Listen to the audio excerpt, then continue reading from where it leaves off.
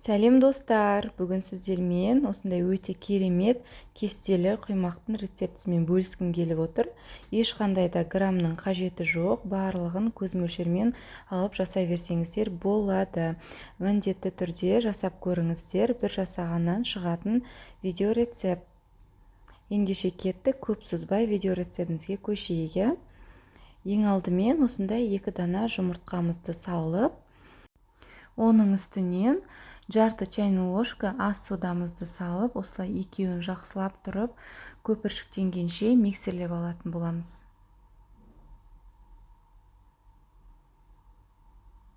Мен осындай шұңғыр ыдыс алдым, себебі араластырған кезде шашырап кетпес үшін.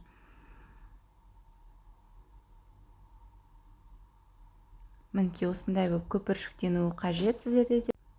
Оның үстінен тағы да көз мөлшермен, ешқандай грамның қажеті жоқ. Өз қалауларыңызша, тәттіні жақсы көрсеңіздер, егер жақсы көрмесеңіздер, аз мөлшерде қант салсаңыздар болады. Қантты салып, барлығын жақсылап, тағы да миксерлеп алатын боламыз, аппақ қып көпіршіктенгенше.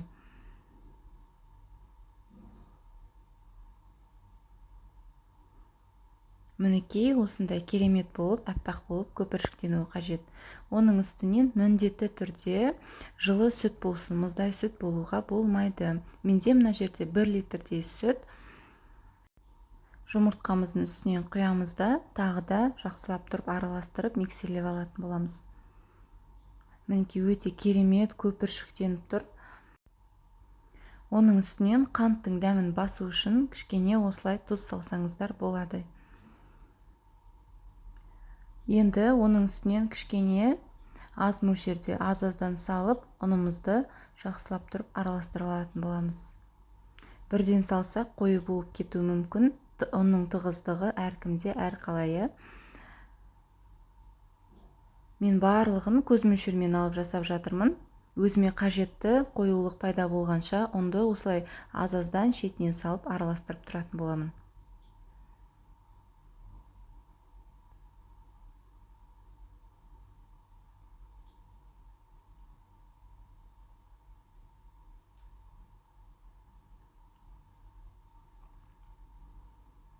Мінекей менің қоюлығым дайын болды. Енді осының үстінен сұйық май құятын боламыз. Сұйық майды осылай мен 1 пиаламен құйдым. Себебі одан аз болып қалса, қазір пісірген кезде құймақтарымыз табаға жабысып, алынбай қалуы мүмкін. Жақсылап тұрып араластырып аламыз. Енді біз қоюлығымызды қалай тексереміз? Мен осылай ожаудың көмегімен тексеріп алатын боламын.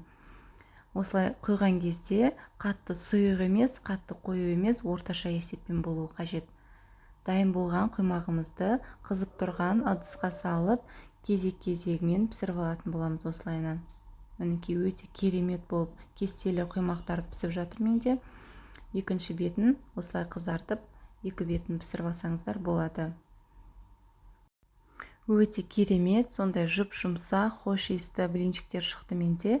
Сіздер де міндетті түрде осылайынан жасап көріңіздер, бір жасағаннан шығады. Егер де менің осы видео рецептім сіздерге ұнаса, міндетті түрде лайктарыңызды басып, пікірлеріңізді қалдырып кетіңіздер. Сіздердің пікірлеріңіз мен үшін өте маңызды. Сіздермен болған мен Әйгерім. Келесі осындай өте керемет рецепттермен кездескенше достар, сау болыңыздар.